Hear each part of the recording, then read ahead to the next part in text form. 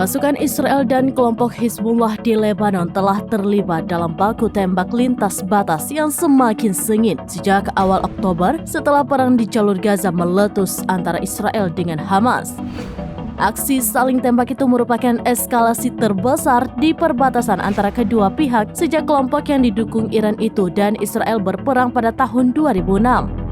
Dalam perkembangan terbaru, Israel menyerang sasaran milik Hizbullah di seputaran kota Baalbek, Lebanon Timur pada Senin 26 Februari 2024. Hal itu menjadi serangan pertama Israel di Lebanon Timur dalam hampir 5 bulan bentrokan lintas batas dengan Hizbullah.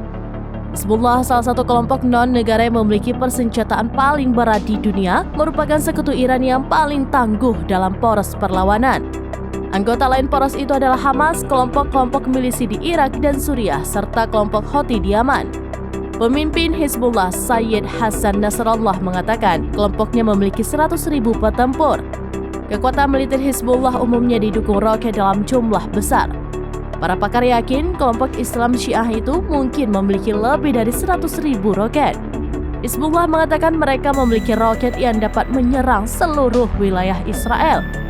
Banyak dari roket tersebut tidak memiliki sistem navigasi internal untuk mengontrol arah atau lintasannya setelah diluncurkan. Namun mereka juga memiliki rudal presisi, drone dan rudal anti-tank, anti-pesawat dan anti-kapal. Hizbullah memiliki roket buatan Iran seperti Ra'ad yang artinya guntur, Fajr yang artinya fajar, dan Zilzal yang artinya gempa bumi yang berhulu ledak dengan kekuatan lebih tinggi dan jangkauan lebih jauh dibandingkan Katyusha. Nasrallah mengatakan perubahan terbesar dalam persenjataan kelompok itu sejak tahun 2006 adalah perluasan sistem panduan presisi. Hizbullah menggunakan rudal anti-tank yang punya sistem navigasi secara ekstensif saat perang tahun 2006. Mereka kembali mengerahkan roket yang mempunyai sistem navigasi dalam beberapa serangan terakhir yang menghantam posisi Israel di perbatasan. Israel mengatakan pada saat serangan terbaru itu bahwa mereka telah menghadapi rudal anti-tank.